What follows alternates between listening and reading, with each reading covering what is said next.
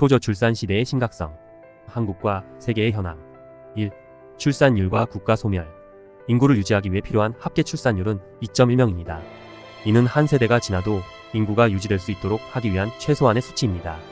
현재 세계의 절반 이상 국가가 저출산 국가로 분류되며, 이 현상은 단순한 개인의 선택을 넘어서서 거대한 시대적 흐름으로 자리 잡고 있습니다. 특히 결혼 후 한 쌍이 한 명 이하의 자녀를 낳는 현상은 매우 심각합니다. 이는 한 세대가 지나면서 인구가 절반으로 줄어들 수 있다는 것을 의미하며 국가의 소멸을 예약한 것과 다름없습니다. 2. 한국의 저출산 현황. 현재 한국의 출산율은 0.725로 세계에서 가장 낮은 수준입니다. 홍콩, 대만과 함께 한국은 초저출산 국가의 선두주자로 자리하고 있습니다. 이들 국가는 역사적으로 경제적 발전을 이루었지만 인구 문제는 여전히 심각합니다. 최근에는 동남아시아 국가들도 저출산 대열에 합류하고 있으며, 싱가포르가 0.97로 떨어지고 태국도 0.95를 기록하는 등 상황이 더욱 악화되고 있습니다. 3. 경제 발전과 출산율. 저출산 문제는 부유한 국가에서만 나타나는 사회 문제라는 오해가 있지만 이는 잘못된 인식입니다. 태국은 개발도상국으로 1인당 GDP가 겨우 7,000달러에 불과하지만 저출산 문제에 직면하고 있습니다. 이는 태국이 경제 발전을 이루기도 전에 고령화 사회에 접어들 위험이 있다는 것을 의미합니다. 이러한 현상은 높은 인구 밀도와 도시 집중화가 주된 원인으로 작용하고 있습니다. 4. 도시 집중화의 영향. 한국, 대만, 태국 등은 인구가 수도권이나 대도시에 집중되어 있습니다. 예를 들어 한국은 인구의 절반이 수도권에 거주하고 있으며, 대만의 경우도 수도권의 인구의 30%가 집중되어 있습니다. 이러한 도시 집중화는 일자리 경쟁을 더욱 치열하게 만들고 물가 상승으로 이어져 젊은 세대가 출산을 꺼리게 만듭니다. 특히 대만의 경우 청년들이 결혼과 출산을 미루고 있으며 이는 저출산 현상을 더욱 심화시키는 요인이 되고 있습니다. 5. 교육열과 경쟁 문화. 아시아 국가들에서 공통적으로 나타나는 현상 중 하나는 높은 교육열입니다. 한국, 대만, 태국 모두 자녀 교육에 막대한 비용을 지출하고 있으며, 이로 인해 젊은 세대는 출산보다는 개인의 경력 개발에 집중하게 됩니다. 좋은 대학과 자격증을 갖춘 인력이 좋은 직장에 들어가는 구조가 형성되어 있으며, 이러한 경쟁은 결국 출산에 대한 두려움을 낳고 있습니다. 6. 유교 문화의 영향. 한국과 대만, 싱가포르, 태국은 모두 유교 문화를 공유하고 있으며 이로 인해 혼내 출산이 사회적으로 금기시되는 경향이 있습니다. OECD 통계에 따르면 혼내 출산율이 높은 국가들은 출산율도 높다는 경향이 있습니다. 그러나 저출산 국가들은 혼내 출산에 대한 차가운 시선을 지속적으로 경험하고 있으며 이는 결혼을 꺼리게 하고 출산율을 더욱 떨어뜨리는 원인이 됩니다. 7.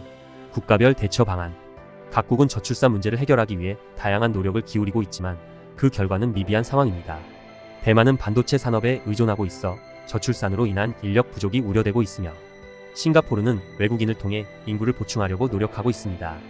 홍콩은 이미 노동 인구 감소가 경제에 미치는 영향이 심각해지고 있으며, 태국은 젊은 인구 감소가 글로벌 투자에 악영향을 미칠까 걱정하고 있습니다.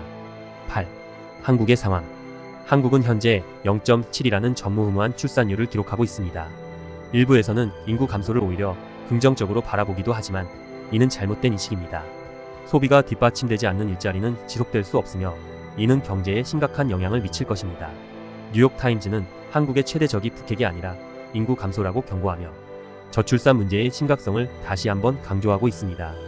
9. 저출산의 사회적 영향. 저출산은 단순히 인구 감소 문제에 그치지 않고 사회 전반에 걸친 심각한 영향을 미칩니다. 인구가 줄어들면 고령화가 가속화되며 이는 노동력 부족, 경제성장 둔화, 사회보장 시스템의 붕괴로 이어질 수 있습니다. 고령 인구가 증가하면서 의료 및 복지 비용도 급증하게 되며 젊은 세대의 부담이 커질 것입니다. 이러한 구조적 변화는 결국 사회적 불안정성을 초래할 수 있습니다. 10. 결혼과 출산에 대한 인식 변화. 현재의 젊은 세대는 결혼과 출산에 대해 매우 다른 인식을 가지고 있습니다. 과거에는 결혼 후 자녀를 갖는 것이 자연스러운 흐름으로 여겨졌지만 지금은 경제적 부담과 경력 단절에 대한 우려로 인해 결혼을 미루거나 아예 포기하는 경우가 많습니다.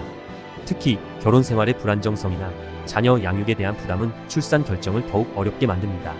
11. 정책적 대안. 각국 정부는 저출산 문제 해결을 위해 다양한 정책을 도입하고 있습니다. 한국은 출산 장려금을 제공하고 육아휴직을 확대하는 등의 노력을 기울이고 있지만 여전히 효과는 미미한 상황입니다. 대만과 싱가포르 역시 유사한 출산 장려 정책을 도입했지만 고용 불안정과 높은 주거 비용 등으로 인해 젊은 세대의 출산율은 회복되지 않고 있습니다. 12. 일자리와 경제 안정성. 출산율을 높이기 위해서는 경제적 안정성이 반드시 뒷받침되어야 합니다. 안정적인 일자리와 주거 환경, 적절한 육아 지원이 결합되어야 젊은 세대가 출산을 고려할 수 있는 기반이 마련됩니다.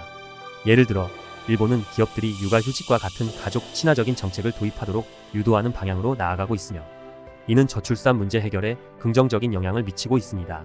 13. 교육비와 경제적 부담.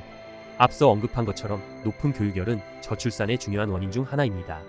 많은 부모들이 자녀의 성공적인 미래를 위해 막대한 교육비를 지출하고 있습니다. 이는 결혼 후 자녀 양육에 대한 부담으로 이어져 출산을 꺼리게 만드는 요인이 됩니다. 정부는 교육비를 줄이고 공교육의 질을 향상시키기 위한 노력을 기울여야 합니다. 14. 문화적 접근. 저출산 문제는 단순히 경제적 요인뿐만 아니라 문화적 요인도 크게 작용합니다. 출산에 대한 긍정적인 사회적 인식을 구축하고 결혼과 출산이 개인의 선택이 아니라 사회적 책임으로 여겨질 수 있도록 해야 합니다. 또한 비혼모와 같은 다양한 가족 형태에 대한 인식 개선이 필요합니다. 15. 국제협력과 경험 공유. 저출산 문제는 한국만의 문제가 아니라 전 세계가 직면하고 있는 도전입니다. 각국의 정책과 경험을 공유하고 국제적인 협력을 통해 효과적인 해결책을 모색해야 합니다. 예를 들어 유럽의 몇몇 국가들은 인구 증가를 위해 이민 정책을 활성화하고 있으며 이러한 경험을 바탕으로 다른 국가들도 다양한 방법을 모색해야 합니다. 16. 미래를 향한 대안적 사고. 저출산 문제는 해결이 어려운 복잡한 사안이지만 이를 해결하기 위한 새로운 접근 방식이 필요합니다. 예를 들어 인구 감소를 경제적 기회로 바라보는 시각도 중요합니다. 인구가 줄어드는 만큼 자원을 효율적으로 사용하고 고령 인구를 위한 새로운 산업을 발전시키는 방법도 고려해 볼 수 있습니다. 17. 결론. 저출산 문제는 단순한 통계적 현상이 아니라 국가의 미래를 좌우하는 중대한 사안입니다. 한국을 포함한 여러 나라가 직면한 이 문제는 경제적, 사회적, 문화적 복합 요인에 기인하고 있으며 해결을 위해서는 다각적인 노력이 필요합니다. 출산을 장려하고 젊은 세대가 안정적으로 가정을 이루도록 지원하는 정책이 절실히 요구됩니다. 결국 모든 세대가 함께 살아갈 수 있는 지속 가능한 사회를 만들어가는 것이 우리의 목표여야 할 것입니다.